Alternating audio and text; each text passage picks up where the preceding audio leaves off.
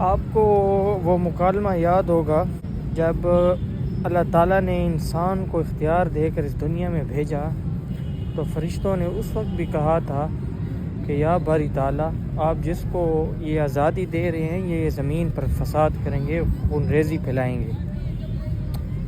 تو اصل میں طاقت اندھی ہوتی ہے، یہ اسی طاقت کا استعمال ہے۔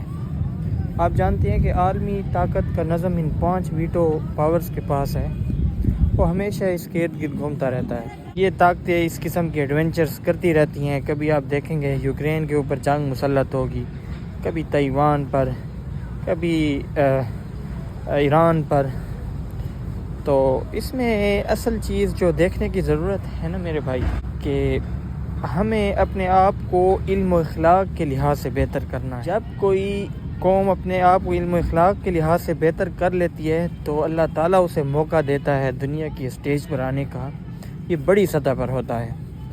تو جب آپ آ جائیے گا تو پھر آپ ظلم کے خلاف آواز اٹھا لیجئے گا، آپ غزہ کے خلاف آواز اٹھا لیجئے گا، آپ اسی طرح جتنے بھی ملکوں پر ظلم ہو رہا ہے اٹھا لیجئے گا۔